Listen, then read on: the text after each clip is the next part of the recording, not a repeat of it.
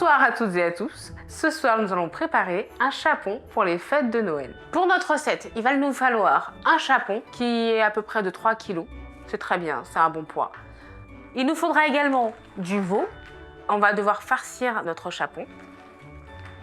Des girolles, de la carotte, un bouquet de thym, des citrons, du blanc de poireau, du persil, de l'ail, échalotes, oignons, du beurre persillé. Alors moi je l'ai fait à la sauge.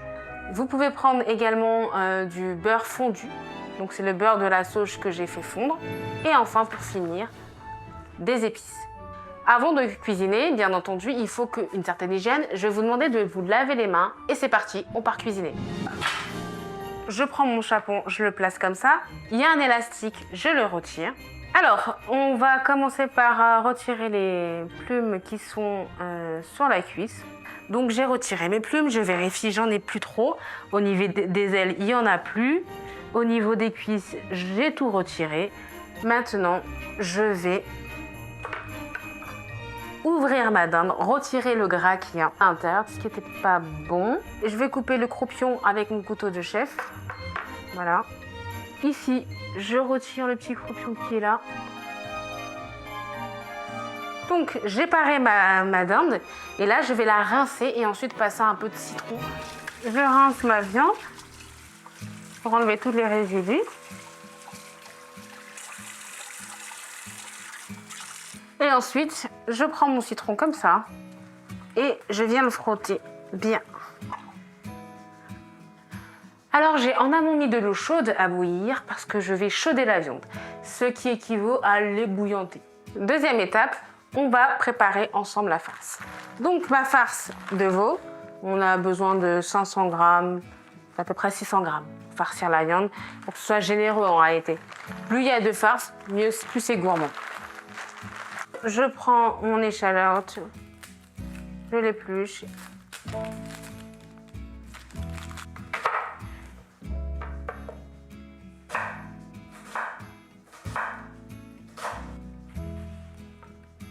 Je vais l'émincer, bien sûr.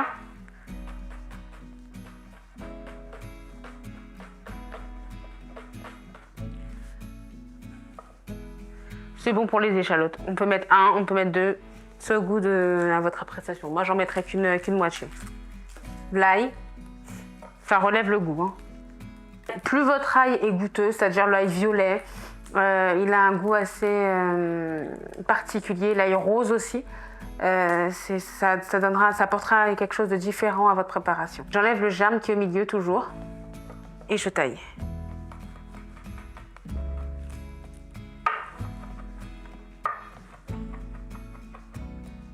Voilà. On cisèle le persil.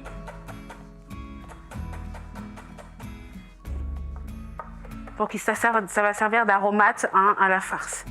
Encore une fois, c'est ma farce à moi, mais vous pouvez agrémenter d'autres choses. Hein. On peut mettre... moi, j'ai choisi de mettre des girolles, mais vous pouvez mettre des champignons de Paris parce que ça a un prix plus abordable. Vous pouvez mettre du poivron. Enfin voilà, c'est ma farce à moi, on va dire. On évite de mettre la poubelle sur la planche à découper. Donc on la met toujours de côté et on la met devant soi.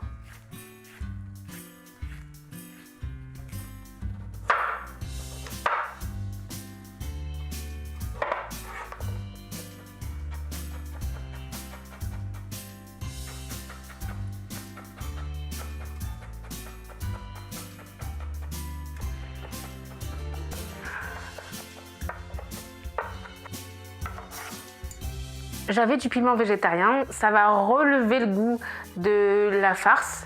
Du coup, je vais rajouter. Moi, j'en avais dans mon congélateur. Je l'ai sorti. Donc, si vous avez des petites choses comme ça, du gingembre, des choses comme ça qui peuvent un peu donner un goût différent, n'hésitez pas à le rajouter. Le piment végétarien, pour ceux qui ne connaissent pas, c'est un piment qui vient des Antilles. Il a l'odeur du piment, mais ne pique pas. Donc c'est vrai que ça parfume, tout en donnant la sensation qu'on a l'impression de manger quelque chose d'épicé, mais ça n'a pas le goût, ça pique pas, donc c'est génial en soi. J'enlève bien les graines qui sont au milieu. Et je taille. Voilà. J'ai du blond de poireau également. C'est en accessoire aussi, pareil. Je le prends, je le taille. Il est déjà propre parce que j'ai lavé tout à l'heure. Donc, je vais pareil, je vais le tailler. Bon.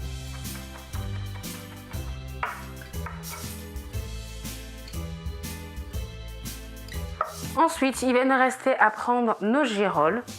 Avec le dos de la cuillère, je viens les nettoyer gentiment. Très gentiment, hein, pour pas casser le champignon.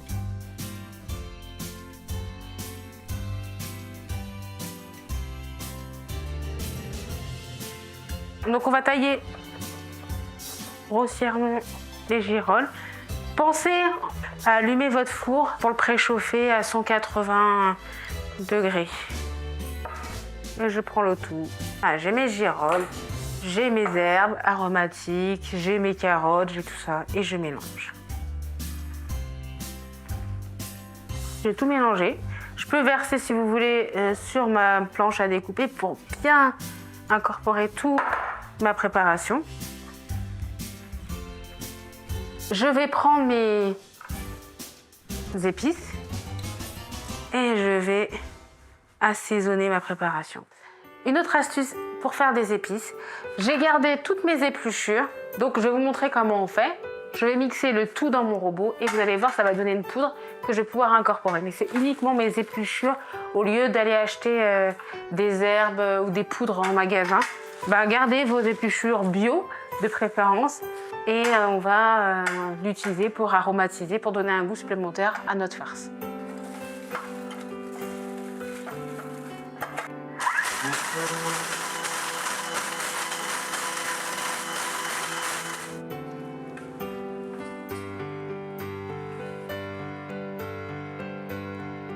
Donc, je rajoute un peu de sel que j'ai acheté à l'huile de raie pendant mes vacances, donc c'était très bien. Donc voilà, je mélange le tout avec mes épices. Et là, maintenant, ma farce est prête. Dernière étape, on va farcir le chapon avec la farce et l'assaisonner. Pour ce faire, on va prendre le beurre que j'ai préparé. Donc je vous avais dit que c'était un beurre à la sauge. Donc c'est juste un beurre que j'ai mixé dans mon robot avec de la sauge et de l'ail. Vous pouvez le faire avec le thym, vous pouvez le faire avec le romarin, vous pouvez le faire avec le persil. J'ai l'impression avec le persil. Mais la sauge, c'est assez particulier comme goût et ça va relever la dinde. J'en mets bien à l'intérieur de mon chapon avant de mettre ma farce.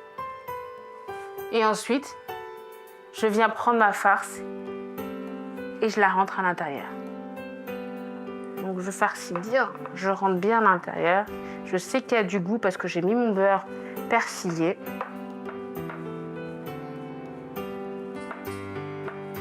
Voilà. Je vous montre à quoi ça ressemble. Ça ressemble à ça.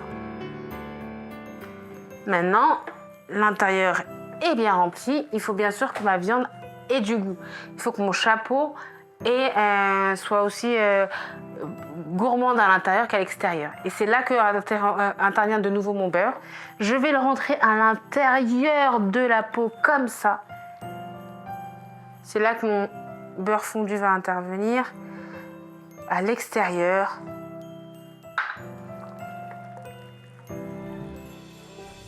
Ensuite, je vais prendre mon épice maison qu'on a fait tout à l'heure avec les épluchures, que je vais badigeonner, que je vais parsemer sur la chair pour bien relever le goût.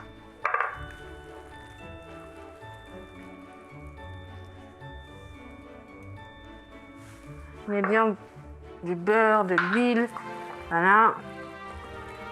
Je ferme ma viande, je bride ma viande, bien entendu. Je vais la brider pour que la cuisson se fasse de manière homogène et que la viande soit bien tendre. On a assaisonné la viande, c'était la dernière étape. Maintenant, on va la marquer en cuisson, c'est-à-dire qu'on va la mettre au four à cuire. Je mets quelques brins de thym. Le thym, c'est un arôme qui est très parfumé, qui est très goûteux, qui marche bien avec le chapon. Et ça va pouvoir le parfumer. On y va pour la cuisson.